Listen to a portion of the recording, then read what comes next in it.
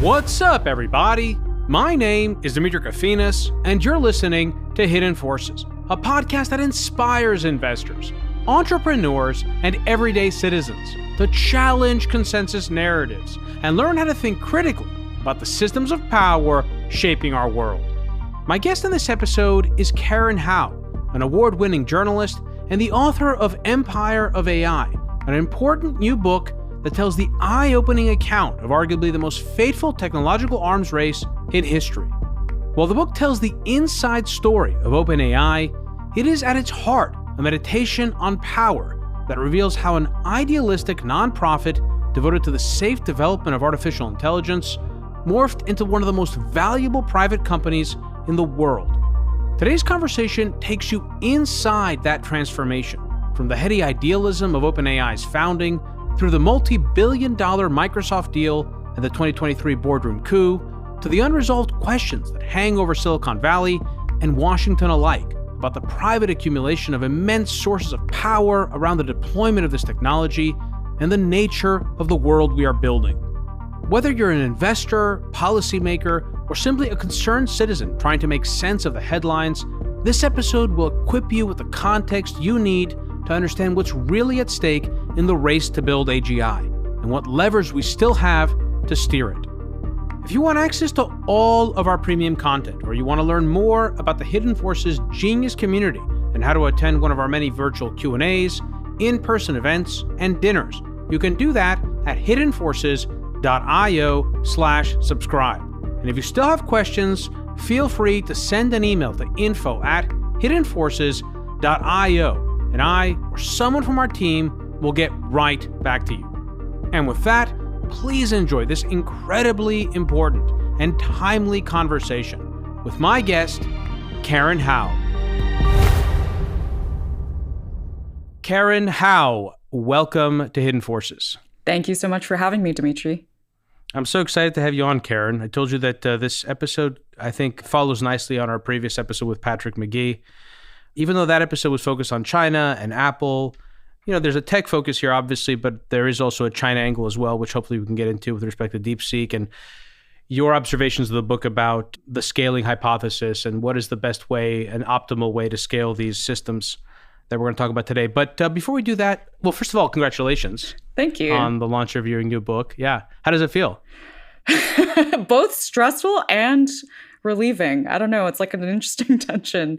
I'm excited to get it out in the world. And also then the reaction of it goes out and it's like watching your baby fly out of the nest. So yeah, I'm envious. I interview so many authors and I feel like, well, I'm not envious of the process. I feel like the process would be draining and difficult. And I'm always amazed that people can have a full-time job and also write a book. Maybe it's easier for journalists because you've got a network of editors and the experience of writing it, but then you've also got all these crazy deadlines. So anyway, it's quite a feat. I'm going to mention the name of the book a number of times, but it's Empire of AI. Again, we'll get into that. Before we do, tell me a little bit about you. How did you get your start in journalism? Did you start with an interest in journalism? Did you come in through the technology side and you ended up just writing about the stuff that you were already interested in? What's your story? Yeah, so I never thought that I was going to be a journalist. I studied engineering and specifically mechanical engineering at MIT for undergrad. And when I graduated, I went straight into the tech industry, moved to San Francisco, started working on a startup. And I thought that that was going to be my career. That's what I had studied. That's what I was set out to do. But I very quickly, within my first year at this startup, realized how Silicon Valley works. And what I mean by that is the startup very quickly imploded because it didn't have a business plan, even though it had this incredible mission and it was a very mission-driven group of people. And it was focused on problems that I really cared about, which was building technology to foster sustainability. And it suddenly dawned on me that a lot of the problems that I was most interested in and the kinds of technology I was most interested in building most likely would not have a business plan and therefore could not survive in Silicon Valley. And so I then started thinking, what should I do? I studied engineering for 4 years in order to do this specific thing. And now I don't really see myself having a long-term future in this industry. And kind of on a whim, honestly, I decided to go into journalism, in part because I also really love writing.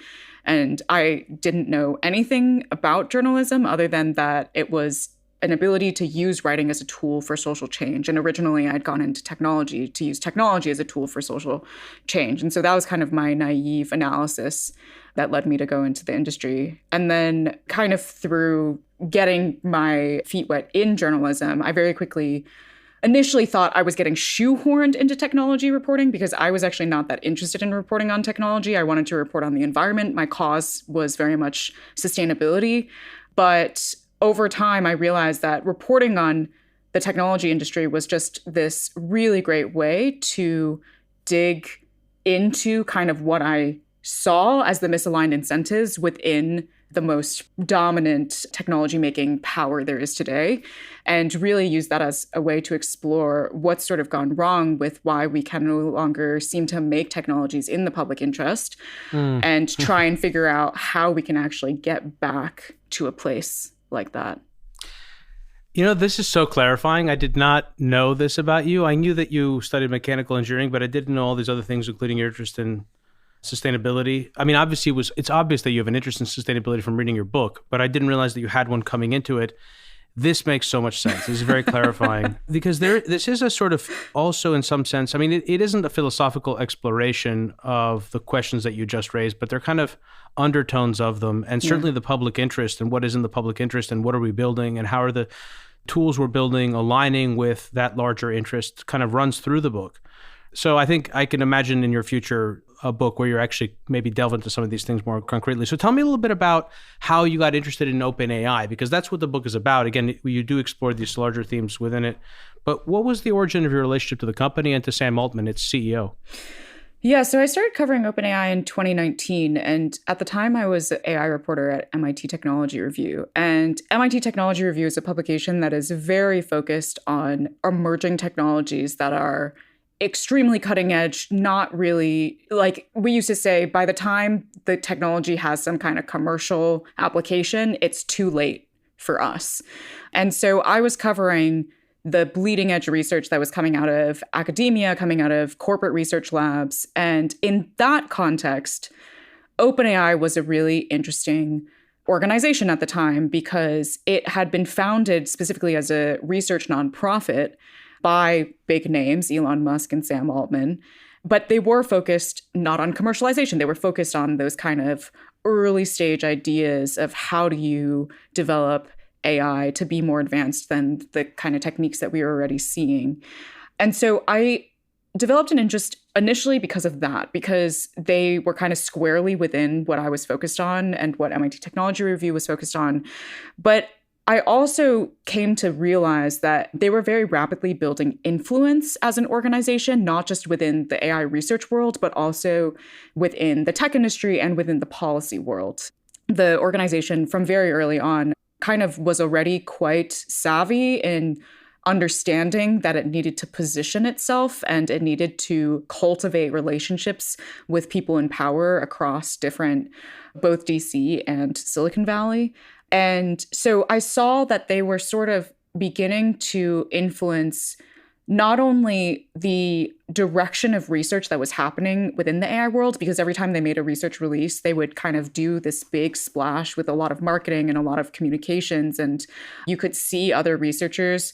It would sort of grab the attention of other researchers, and it was slowly starting to shift the way that other researchers were doing AI research. But it also had an outsized influence on the way that policymakers and therefore the public was starting to talk about AI, because it was doing that kind of legwork to shape the public narrative early. And so I decided to profile the company under the suggestion of an editor of mine at MIT Tech Review, where I was like, this organization is really interesting. He was like, why don't you just go ask them for interviews, see if you can profile them. And so I ended up embedding within the company in the summer of 2019 for 3 days, just trying to understand what is this organization about when they say that they are just doing nonprofit research for the good of humanity. Like, how are they doing that? How do they see themselves? Why are they spreading out their tentacles in all of these different directions? And very quickly, over the course of those 3 days and also many other interviews afterwards, I realized that everything that they were saying seemed to be a facade. And that the organization, it had already transitioned into having a for-profit arm within the nonprofit. It seemed to be on the cusp of starting to engage in commercial endeavors. It said that it was a highly transparent organization, but I found that it was incredibly secretive.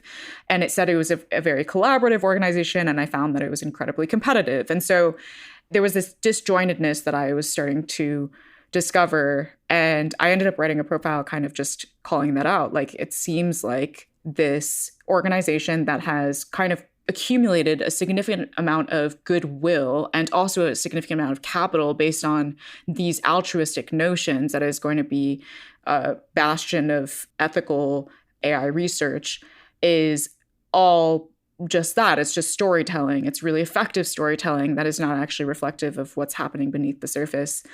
My relationship with the company after I published that profile immediately soured. They were extremely unhappy with my reporting.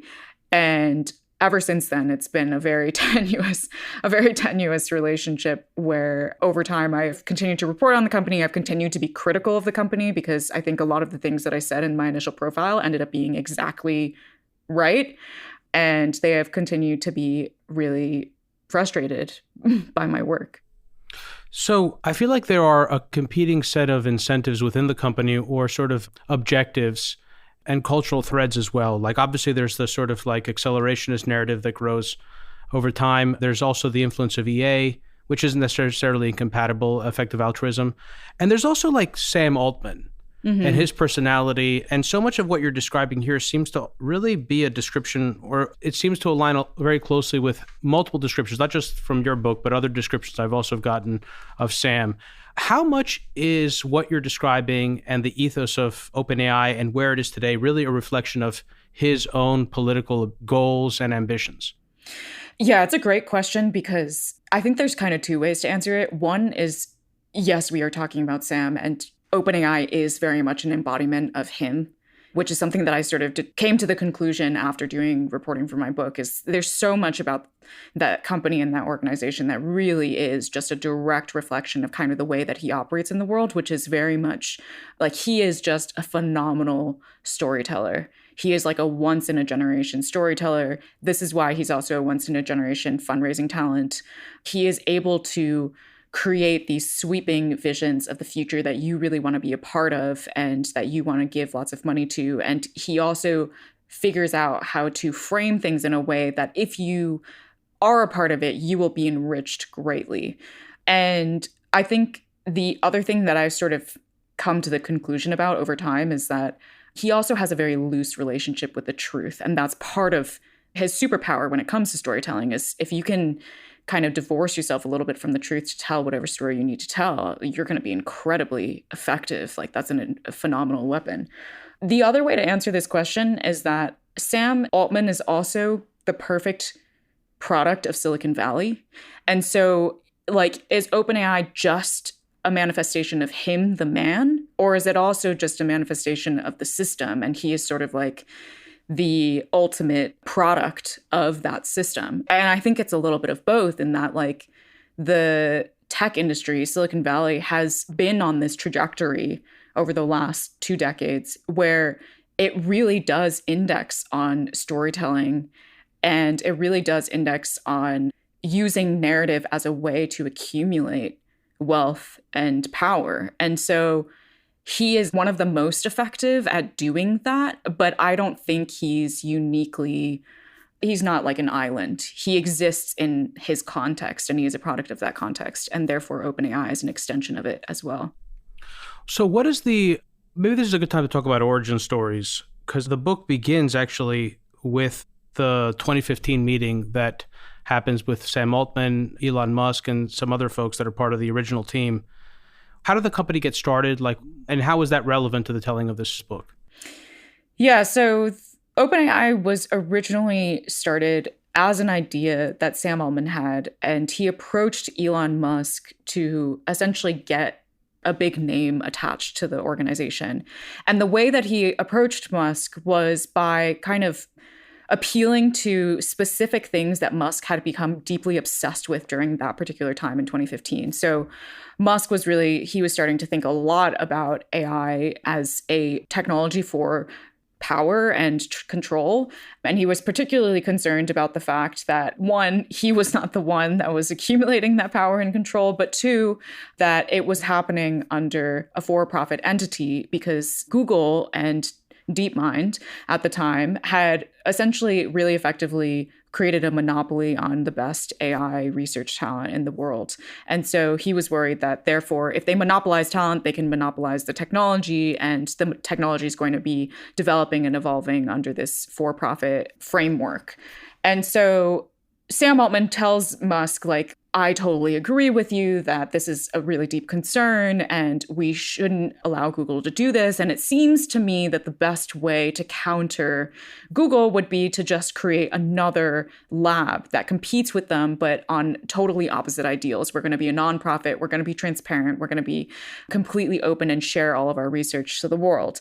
And so Musk really loves this idea. And Sam Altman then organizes this dinner with Elon Musk there with a bunch of AI researchers that ultimately become kind of the leaders of OpenAI. And the book opens with that dinner and the kind of discussions that they were having at the time, where they were really, for the time, they were talking in these very outlandish and very like highfalutin ways about AI, that this was going to, like, they were going to shape the future of humanity through shaping the future of this technology.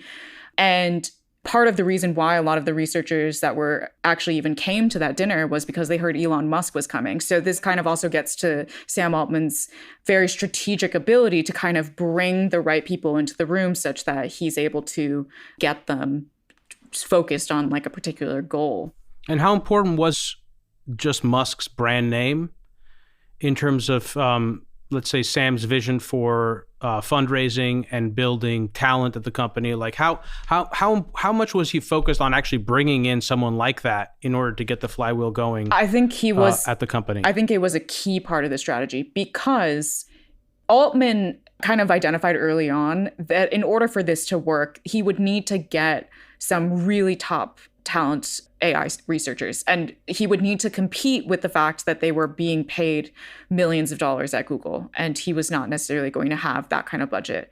And so he was cognizant of, like, if I can't compete on money, I need to compete on something else, like some kind of reputation. I need some kind of draw. And he had identified specifically Ilya Sutskever, who ended up becoming the chief scientist at OpenAI, as the main person that he wanted to sway to get to OpenAI, because Ilya had a lot of cachet within the AI research world. So if he could get Ilya over, that would then be the reputational draw for other AI researchers to come in.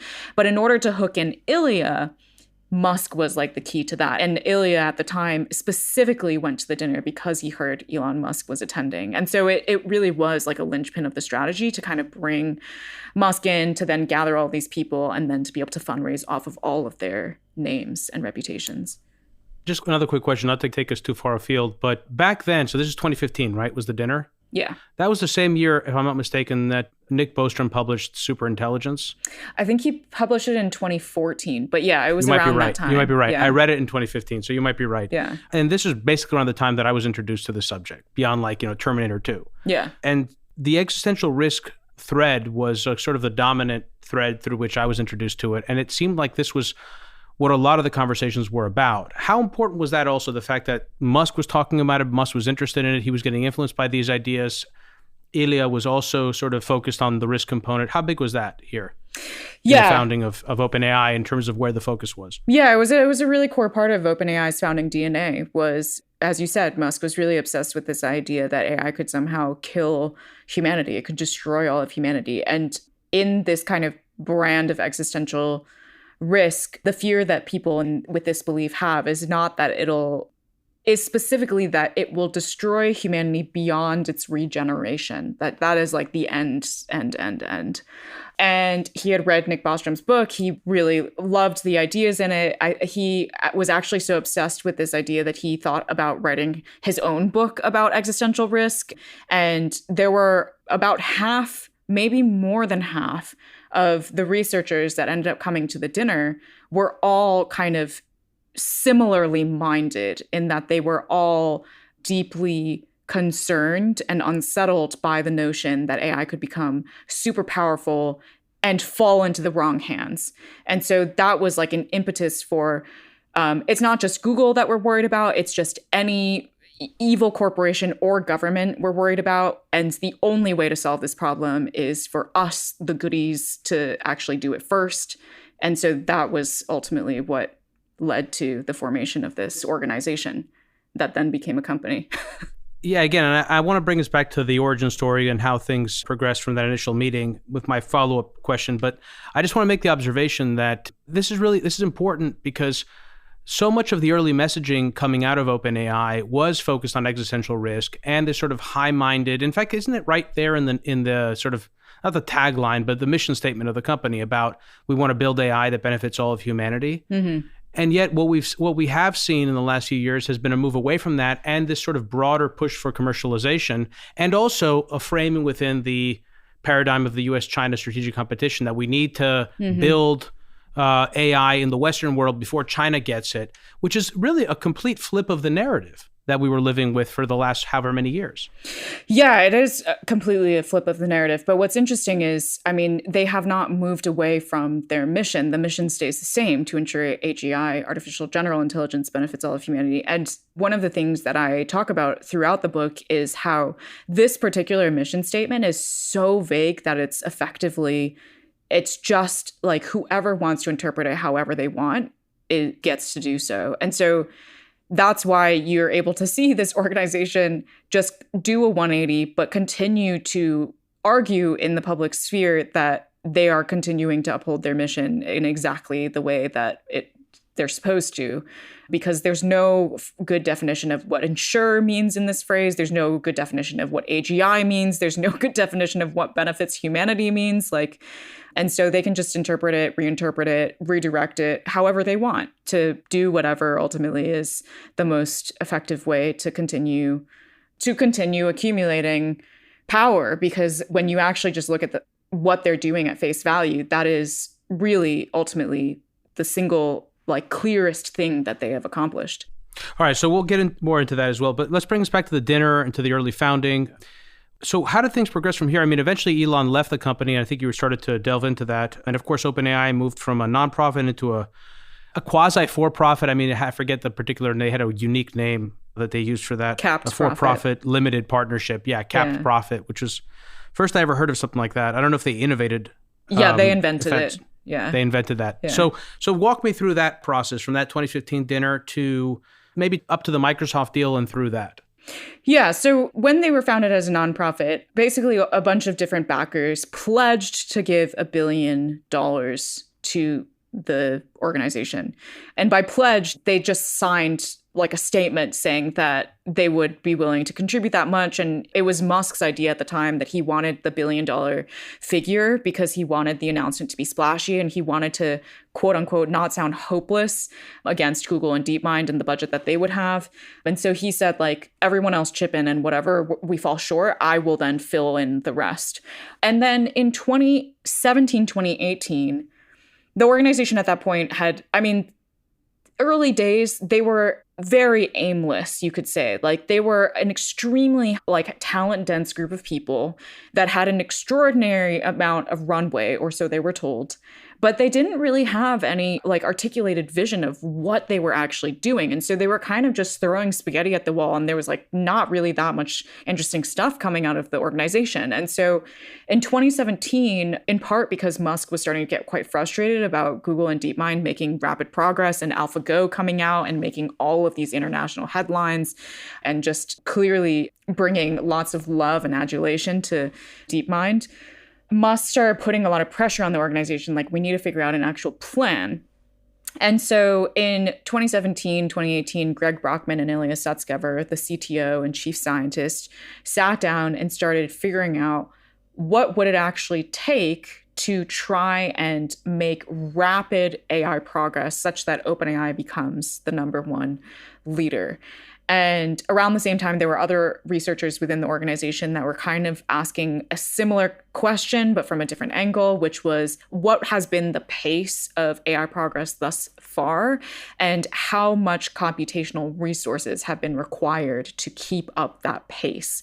And essentially, through these strategic conversations and the research that was happening, they came to this decision that the way to accelerate their progress was simply to try and build the biggest supercomputers possible. Because if they could own the largest supercomputers in the world, then they could train the largest AI models in the world and therefore kind of brute force their way to being number one quickly.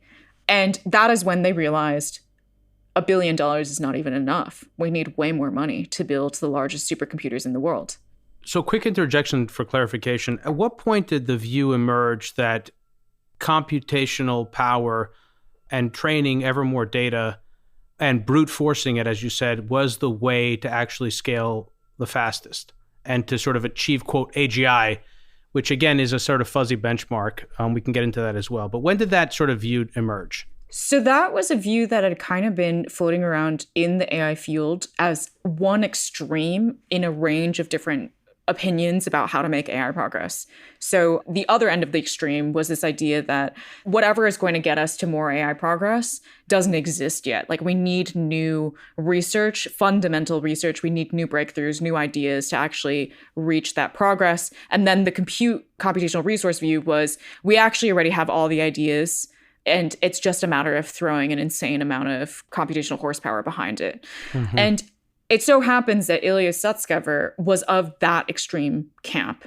And so when he became chief scientist of OpenAI, he brought his particular belief into the organization and started orchestrating its research around that belief. And so when all of the researchers and Greg Brockman and he sat down to think, how do we actually get to number one as quickly as possible, he came already with this philosophy of, well, the best way to do it is through computational resources, and therefore let's just go and try and buy the biggest possible computer we can get our hands on. You know, like one of the things that emerges in the book is that obviously this was convenient for certain folks because it allowed them to build, in their mind at least, a sort of moat around the company and around the project. It doesn't seem like that would have necessarily been Ilya's thinking. Do you have any sense of sort of what convinced him so early on that this was the way forward? I think throughout OpenAI's history, what's interesting is different people have totally different objectives that kind of then end up coalescing around certain directions because they end up aligning in that way. So Ilya, he's very scientifically motivated. Like he is just really fascinated by what would happen if, like from a research perspective. And in his own career, at that point, he was already considered an AI luminary. He had already been part of a number of breakthroughs, but the most important one had happened in 2012, which actually kicked off the entire deep learning revolution. And that was when he was a grad student studying under Jeff Hinton, who recently won a Nobel Prize in part for this work, where they used deep learning to do image recognition at an academic contest called ImageNet. And they showed in 2012 that their deep learning system was able to dramatically outperform any of the other techniques that were not deep learning. And it was like the first time in that contest where there had just been a step change in progress in recognizing what's in an image. And that specific breakthrough and other breakthroughs that Ilya was part of had in part been aided by scale. Scale was not the only thing that they were aided by. There were also new techniques that were being deployed. There was more data curation methods, things like that. But for Ilya, I think he just became really convinced that scale was the most important factor in all of the breakthroughs that he had been a part of. And he's talked before about like this, there's sort of this one thing that's really interesting when listening to Ilya talk about deep learning and his particular philosophy is he does describe it as a belief. He doesn't describe it as any kind of like observational science. It's like he has a kind of religious belief in the idea that scaling deep learning will create magical things. And he puts up this chart sometimes where he'll talk about like the size of human brains being the largest brains of all animals. And if you generally map out like animals in the animal kingdom along a trajectory of both intelligence and brain size, you see that there's sort of a linear relationship with brain size and intelligence. And he also has this belief that neural networks, the software that underpins modern AI systems today, are an effective approximation of brains. Not everyone believes this or agrees with this, but like he just has like, that is his religion. Like he believes that neural networks have effectively figured out how to replicate brains. And therefore, if you put those two ideas together, you just have to scale. You just need the biggest brain possible to get the most intelligence. So that's essentially like why OpenAI set down the path from his like it got his sign off. But to your point, like there were many other reasons that other executives signed off for, like they weren't necessarily interested in the science. They were interested in the competitive moat that it would bring OpenAI. If you can get the biggest supercomputer, then that means other people are not going to be building this technology that you think is going to accrue you a lot of power. And so it creates like a really effective way to solidify your advantage.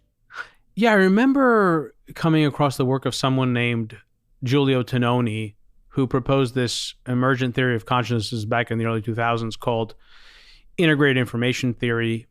It was one of a number of theories being bandied about in various transhumanist and Kurzweilian thought circles. And the idea was essentially that the more connections you have, the more integrated the information is, and ergo, the more consciousness whatever thing you are examining has. And it feels very much like this was the same sort of connectionism idea being proposed here. And I love how you point out that this scaling law isn't some kind of testable hypothesis, that it's more of a religious belief, and that this field in general, AI, the commercialization of AI, even that term, commercialization, doesn't quite fit the rhetoric used to describe both the opportunity and the responsibility to broader humanity associated with the development of this technology. And I feel like many of the people within this field are also grappling with some very unfamiliar questions, not engineering questions per se, but teleological questions like, why are we building this technology and who are we building it for, that fall outside the scope of traditional discussions about product market fit and audience targeting. And maybe what's missing in this equation is that the public isn't represented as a stakeholder in this process the way he or she was during the development of the atom bomb or the Gemini and Apollo missions. Does that resonate with you?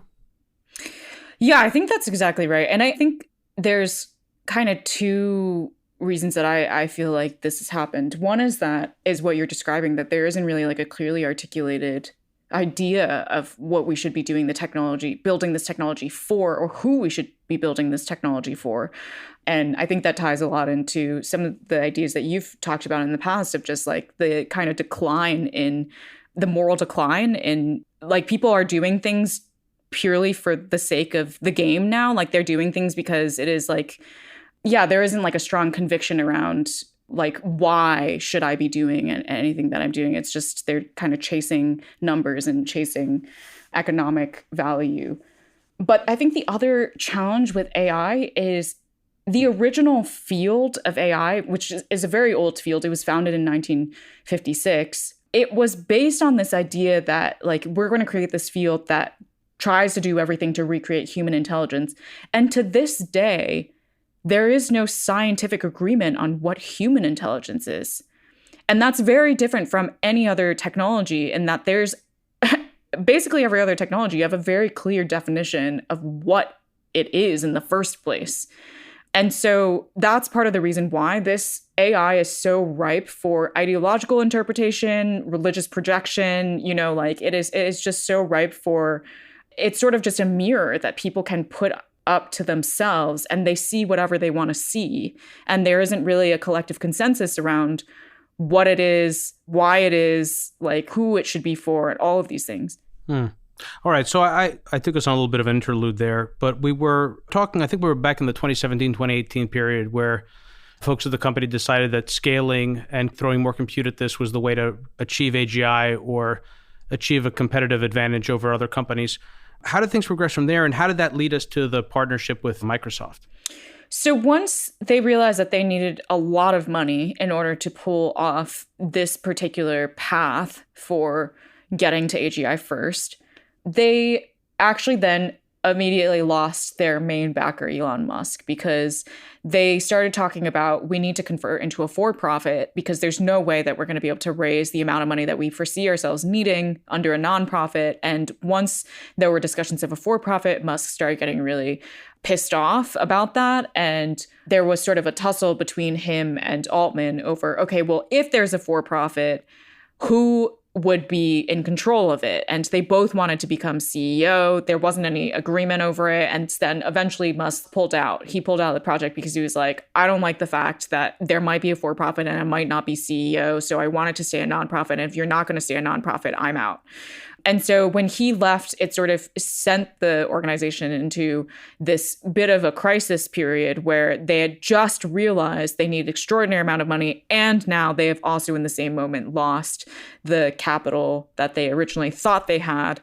And so Altman did what he does best. He started going out and fundraising. And essentially he ended up going to the Sun Valley Conference, which is this kind of gathering of a lot of billionaires, I think with the intent to kind of just rub shoulders with people that might be able to give money to this effort. And he ends up running into Satya Nadella, Microsoft's CEO, on the stairwell at the conference and kind of quickly pitches him this idea of OpenAI. And it piqued Nadella's interest just enough that they started having more conversations about it. And then it kind of very rapidly then turned into Microsoft deciding to plug the hole and joining up with OpenAI in a partnership where Microsoft would give $1 billion.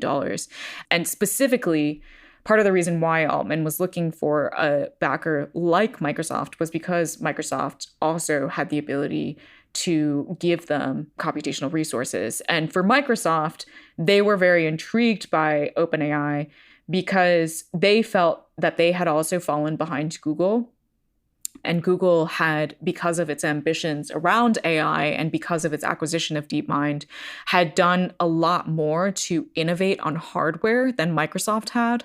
And Google had surpassed Microsoft's ability to build powerful supercomputers. So Microsoft wanted to kind of give itself a kick in the butt by backing OpenAI and using that to add urgency to its own development or own advancement of hardware so that it could also kind of learn by doing and start making really powerful supercomputers.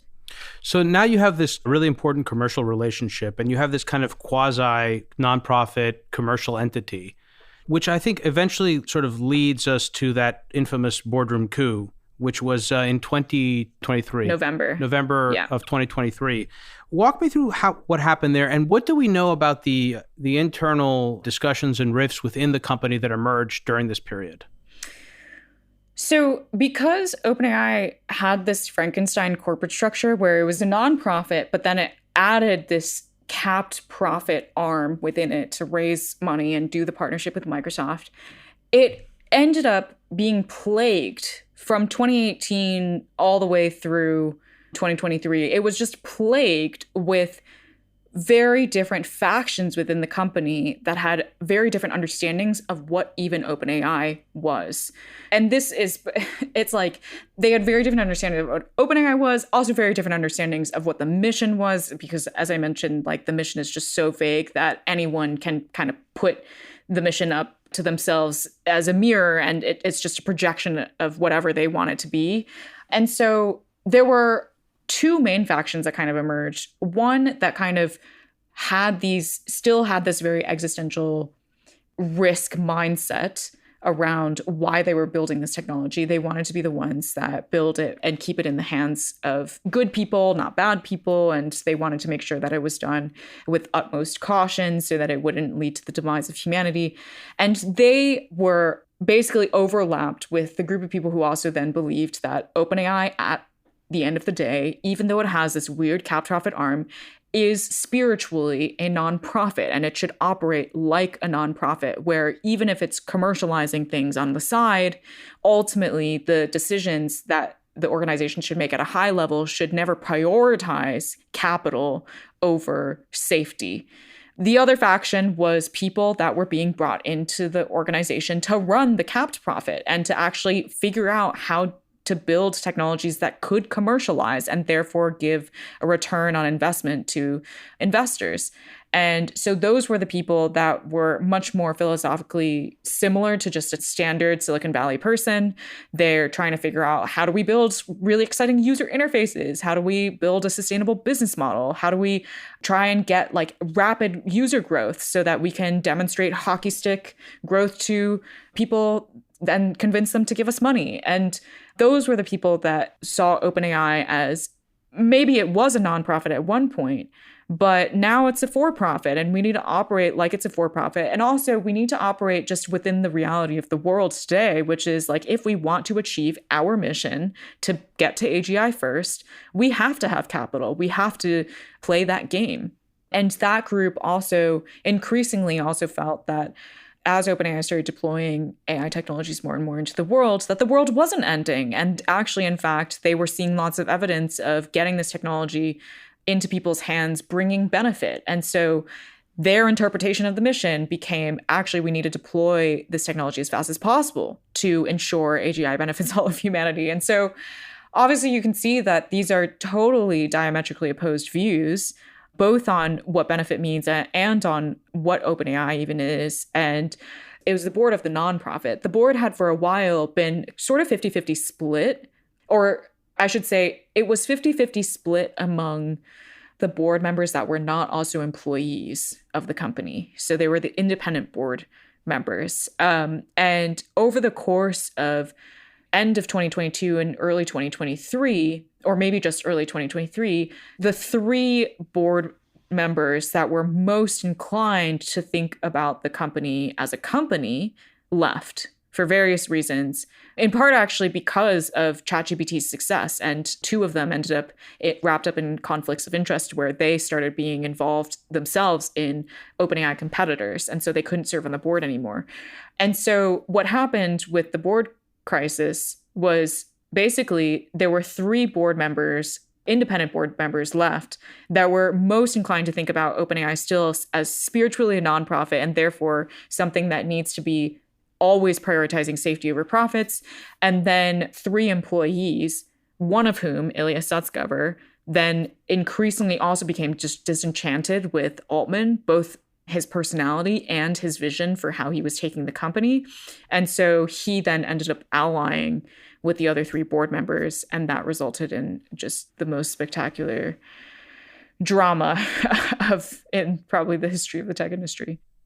So let's walk through. I mean, again, I don't think the most interesting thing here is the drama, but people remember this episode, and I think that was when I first reached out to you, actually, because we had been in touch before the publication of your book, and it might have been around this time, because there was a lot of confusion about what was going on, and also Ilya was, he signed off on the quote coup, but then he reversed himself, and then he ended up leaving the company. So did his reversal just reflect the power that Sam Altman actually had, and that it just wasn't practical, also given the relationship with Microsoft and the fact that Sam could leave and take a bunch of engineers with him? It just wasn't practical to actually try to unseat him? Yeah, I think Sam and Ilya are opposites, very much so, in that Sam is a political animal and Ilya is not. Ilya is someone that is quite politically naive. And honestly, he just did not understand. He didn't even think through what would happen once they fired Sam. I think that's honestly what happened. It never occurred to him that other people would not celebrate this and that they didn't see Sam the way that he saw Sam. And he never thought about the fact that they would be up in arms if he didn't give them a good answer. Not just him, but the board didn't give employees a good answer, or investors a good answer, or Microsoft a good answer about what had happened. And so basically, he did this because he wanted to strengthen OpenAI, because he was gravely concerned about how OpenAI might turn out under Sam's leadership and how AGI, his conception of AGI, might turn out under Altman's leadership. But the moment that it became kind of clear to him that it was not at all strengthening OpenAI, but in fact might lead to its dissolution, that's when he flipped. So it wasn't that he didn't have high conviction in his decisions, it's that he was outmaneuvered. Like he did not... He's naive. Yeah, Very naive. He just didn't consider the fact that there would be consequences. So has the industry just abandoned the alignment problem as a primary focal point of concern for developers in the space? I mean, are we just like full blown now, just focused on commercialization of AI? I think maybe to take a step back, one of the things that I am kind of critical of in general is I think a lot of the framing around the AI debate today ends up being framed as like safety versus profits, but I'm actually critical of both. Like I don't think it's one or the other. To me, they're actually a little bit two sides of the same coin in that the safety people and the profit people, they both have this argument that they should be the ones that control this technology because they're the ones that are going to do it best. And part of through the history of the organization, you see how like each of these ideologies, even though they hate one another, actually end up just pushing to accelerate this technology faster and faster and faster. Like they both bear that responsibility for doing that.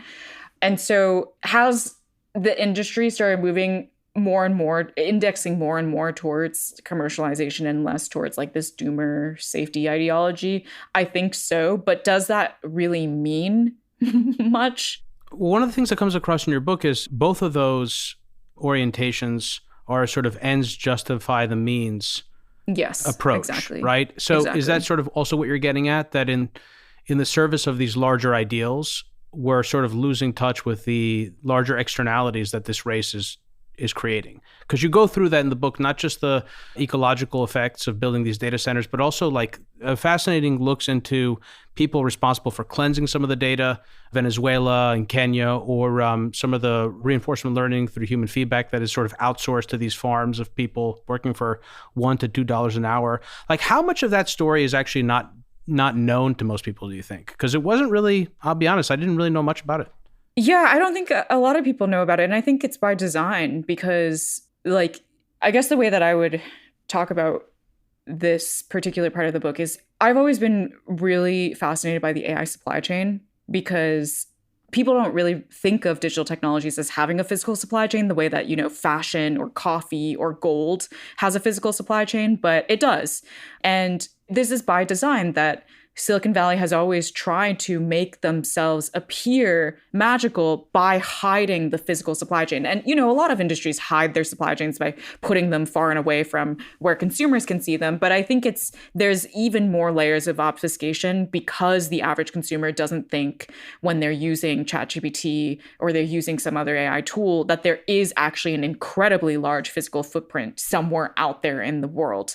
And so the thing, I guess, to tie back to like what you were saying about like ultimately what is my criticism of these two different groups is they are having conversations completely detached from the reality of how AI is impacting people today, in part because they are completely detached from the reality of how people in the vast majority of the world live today. And when I talk with people within the AI world who are either optimistic or pessimistic, they have no recognition of the fact that their bubble in Silicon Valley is not representative of, I mean, obviously they realize that they live differently potentially from other people, but they can't even conceive of how differently other people live. And when I probe them, I remember I was talking with one researcher who was very much in the utopia camp and was like, you know, we get to AGI and that's it, like euphoria for everyone, utopia for everyone. And I was like, can you help me understand, like, can you walk me step by step through like how you see it helping the bottom of the rung, like the people that can't put food on the table for their kids? And he went, oh, I wasn't talking about like the bottom. Like I was talking and I was like, wait, so what do you mean when you say all of humanity? Because it seems to me that only some people deserve humanity here. And there's just other people that are written off as, oh, and the other people. Yeah, so that's my biggest criticism is like, I don't really see either side, the profit or the safety side, actually be cognizant about the fact that the majority of the world lives in precarity. Yeah, I mean, actually, not to mix up metaphors here, but like the alignment problem is also an alignment problem of cultures. And Silicon Valley has its own culture. And their concerns have grown ever more sort of disconnected from those of, I feel like, the mass of humanity. There's been this long obsession about, I never quite understood it, about becoming an intergalactic species. We need to go to Mars, and that's the first step because humanity's not going to survive long term on this planet, and we need to seed other planets. I never really understood that, quite frankly. Yeah. And I don't feel like most people really care about that. I mean, I don't know how popular that idea really is. It's popular on social media. And this religious thing keeps coming up. I had done this episode with Megan O'Giblin, and actually even Nick Bostrom, who had been on the podcast. I was introduced to his work through Superintelligence, and it was super interesting, all these philosophical ideas. And then he published Deep Utopia, and it was almost like kind of complete reversal. So he went from being sort of like doomer focused to being sort of utopian focused. And I was saying I did this episode with Megan O'Giblin, who wrote a book about her experience both with religion and then also delving into a lot of these communities. And there's such strong religious overtones that it almost feels like, a lot of what's also happening is that there is a kind of religious cult that's developed within Silicon Valley, and 100%. The conduit for expressing these views is AI development. 100%. I think that's exactly the right way to think about it is, yeah, I usually call them quasi-religious, but they are just fully religious when you think about what they talk about, which is that like some of them even adopt, like they say, we're on a quest to build an AI god, like they will adopt religious language themselves, but they are based in these belief systems of we're going to create a thing that will either bring us to heaven or to hell. But the difference between previous religions was that like there was a superior, higher power that was determining whether you go to heaven or hell.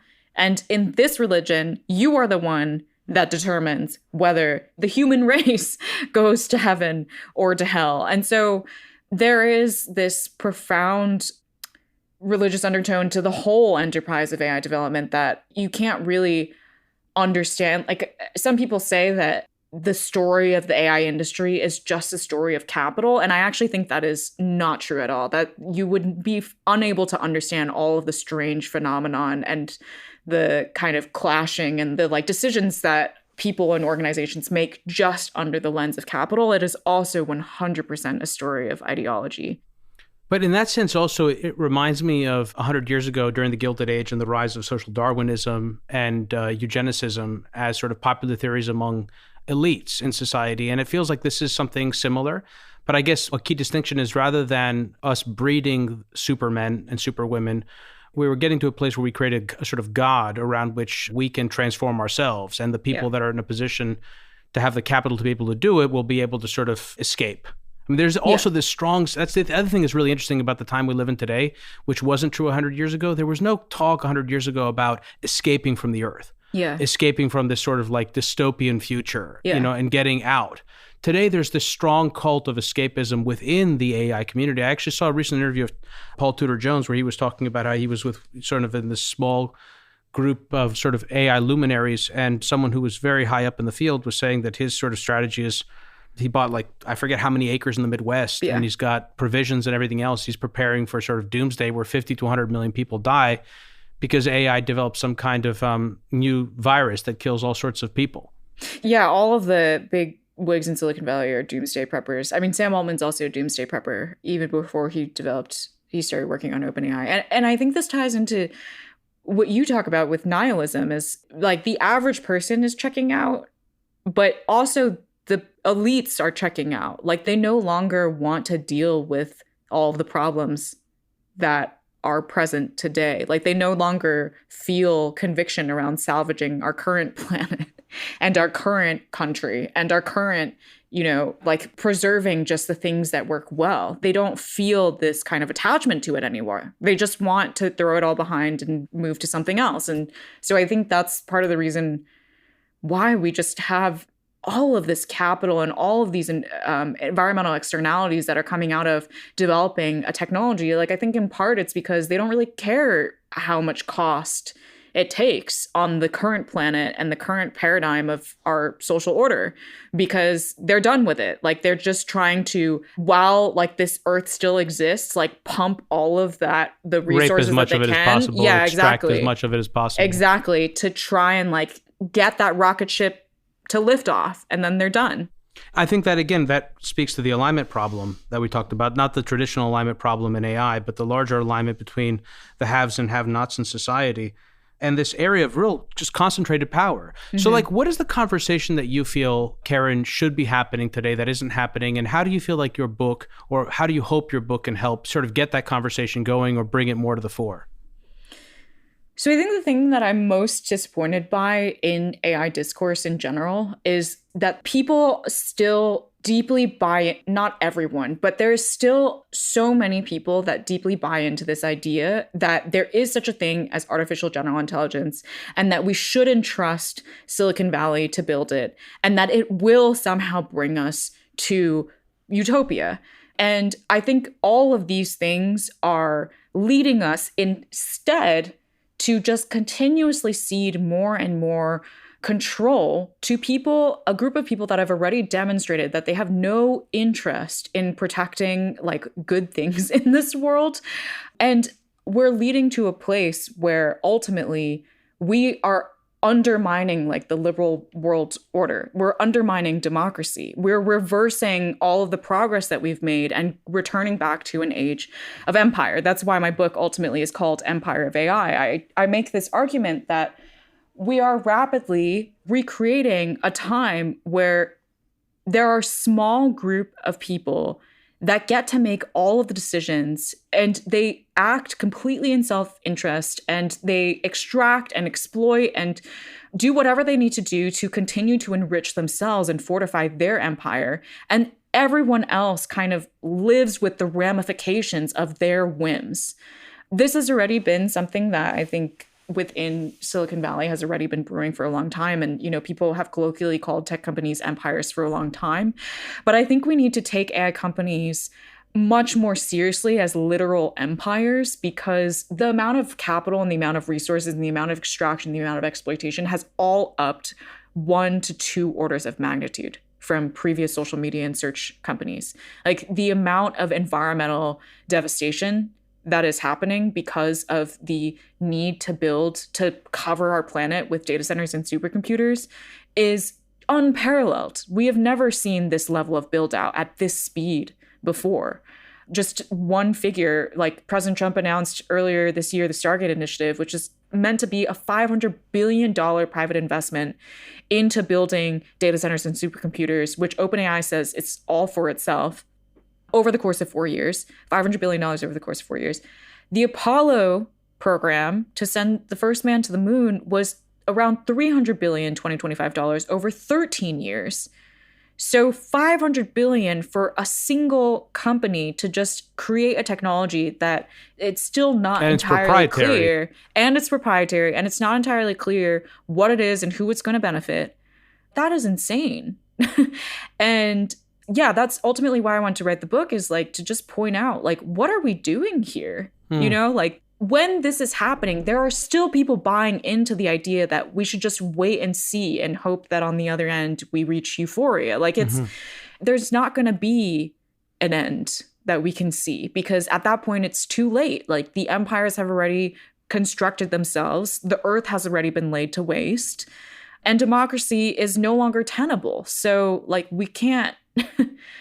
We don't get another chance. I think that's a really insightful framing. Didn't Shoshana Zuboff endorse your book? Yes, yeah.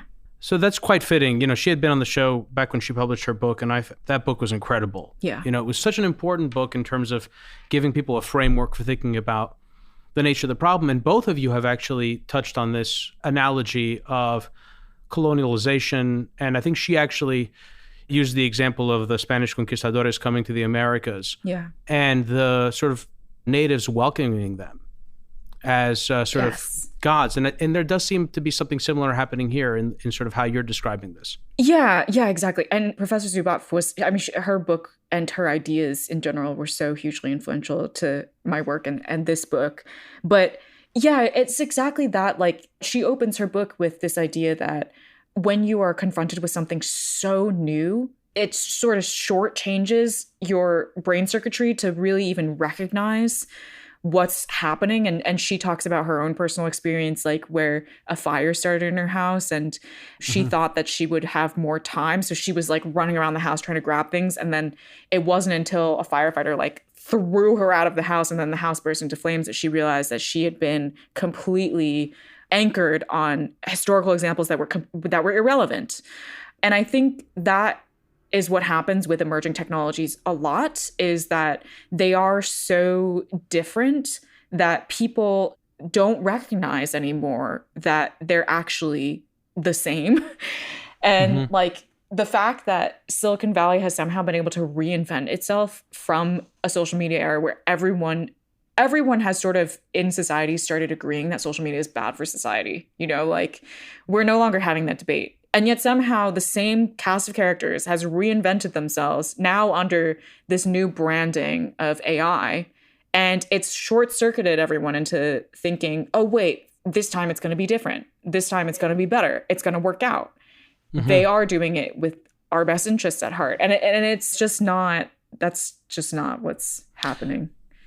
The same is true for Elon. And, we live in this era of cult personalities and populism. And Elon has always reminded me of Trump.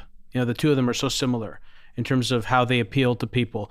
And it's disheartening that the current administration has really aligned itself with these same power structures.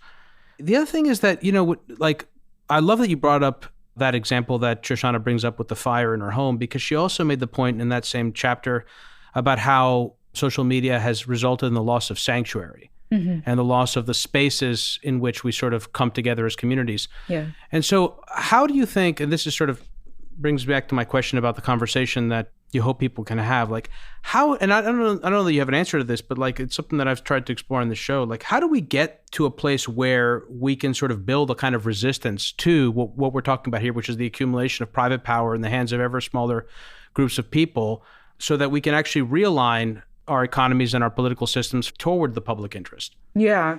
Going back to the AI supply chain idea, I've always thought of, okay, so modern day AI systems, these colossal AI models that companies are building, they need a lot of data. They need a lot of computational resources. They need a lot of land, energy, water.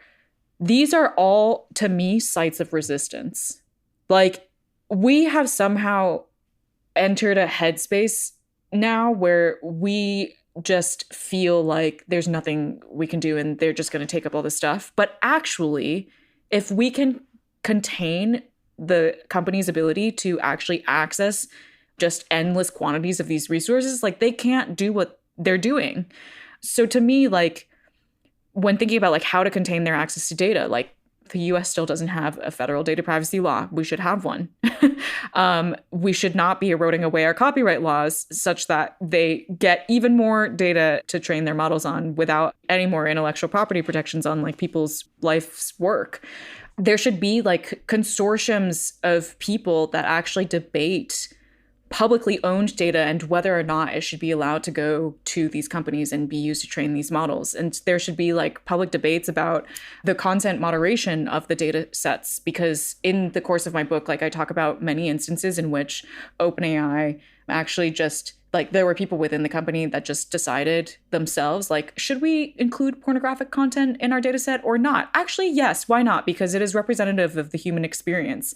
And like that was like not at all done in any kind of like democratic way. It was just completely like a snap of judgment decision that now has like huge ramifications about like the way that these models work and the risk that they have to exposing, kids to potentially illicit content.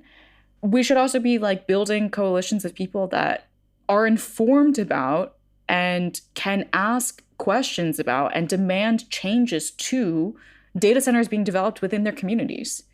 Right now, companies actually, a lot of them enter communities under shell companies, shell entities, where they won't even say that it is them that's building a data center. Like Meta has a shell company called Greater Kudu LLC that they use to do some of their data center stuff. And communities are like, what is this random company that, and like, what project are they doing? And then once the first brick is laid, it's like, ta-da, it's Meta and it's a data center and you can do nothing about it anymore. And we need like more, regulation around how utility prices are affected, because when data centers move in, it raises the energy costs for regular common for families. And there needs to be like a protection of basic human resources being affordable.